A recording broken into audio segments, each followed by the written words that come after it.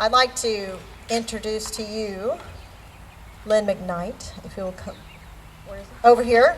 So, children especially, this is an example of a patriot that stood up to the British monarchy. They said, no, we will not be ruled anymore by a foreign ruler, that we want to be sovereign. So if you'll come forward, please, Mr. Lin McKnight, and he's going to read excerpts from the Declaration of Independence for our next piece. I did want to tell you about a very special connection between some Monticelloans and Thomas Jefferson. When Thomas Jefferson was 17 years old, thank you, his father died. And Linda Jordan, over here in colonial dress, and her sister Dorothy, their seventh great-grandfather lived next door to Thomas Jefferson, and he became Thomas Jefferson's guardian and responsible for his education. 17 years later, he writes a Declaration of Independence. That's a really unique connection.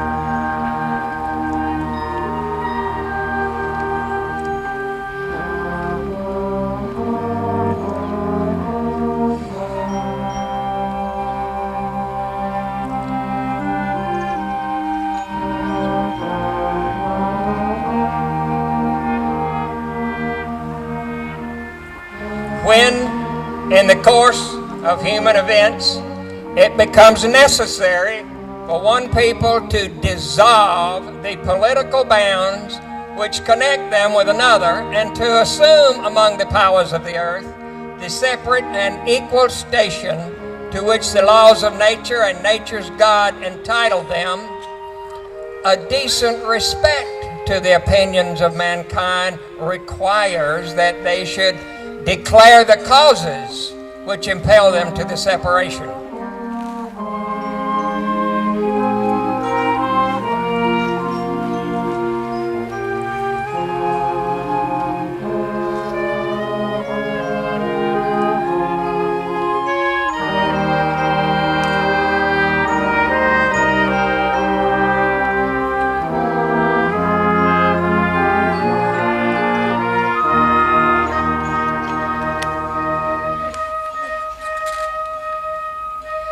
We hold these truths to be self-evident, that all men are created equal, that they are endowed by their Creator with certain unalienable rights, and among these are life, liberty, and the pursuit of happiness.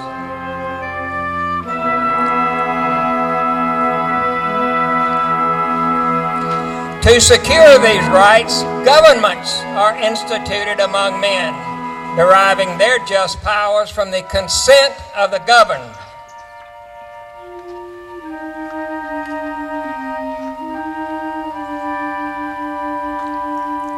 That whenever any form of government becomes destructive of these ends, it is the right of the people to alter or abolish it and institute new government, laying its foundation upon such principles and organizing its powers in such form as to them shall seem most likely to affect their safety and happiness.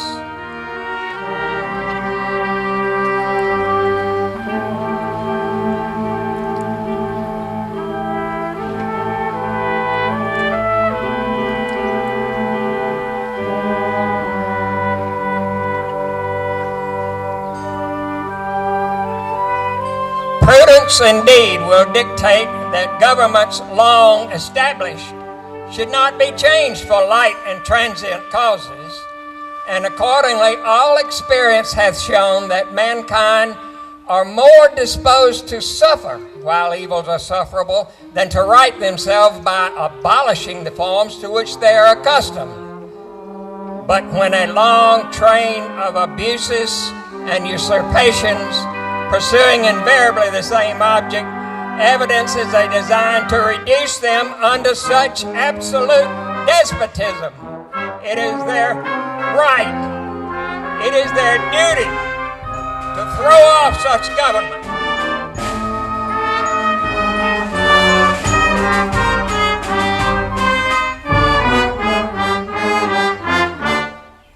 Such has been the patient sufferance of these colonies.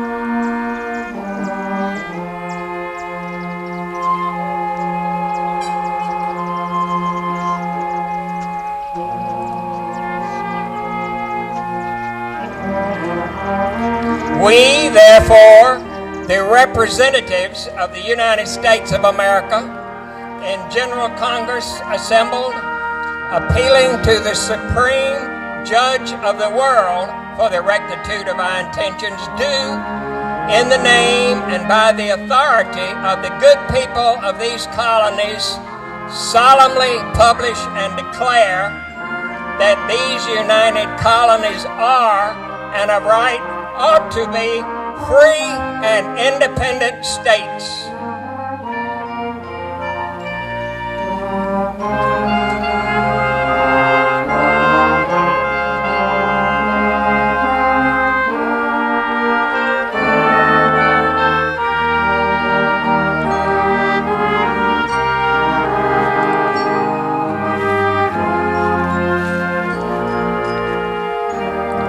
They are absolved from all allegiance to the British Crown, and that all political connection between them and the state of Great Britain is and ought to be totally dissolved.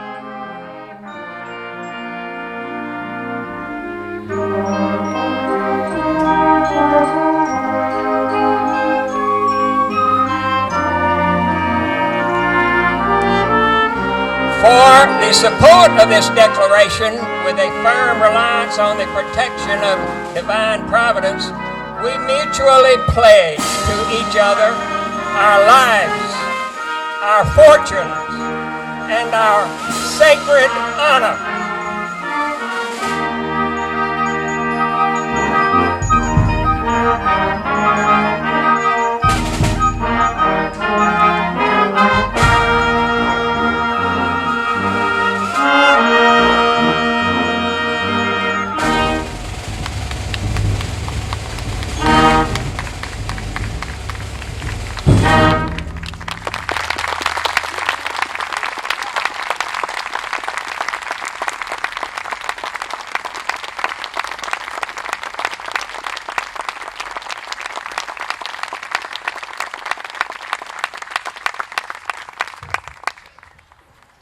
That was a special concert that we had indoors one year because the sky did fall on us.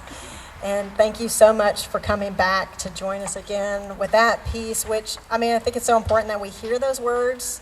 There's certain times of the year that we just need to hear the words repeated to us so that we remember those events.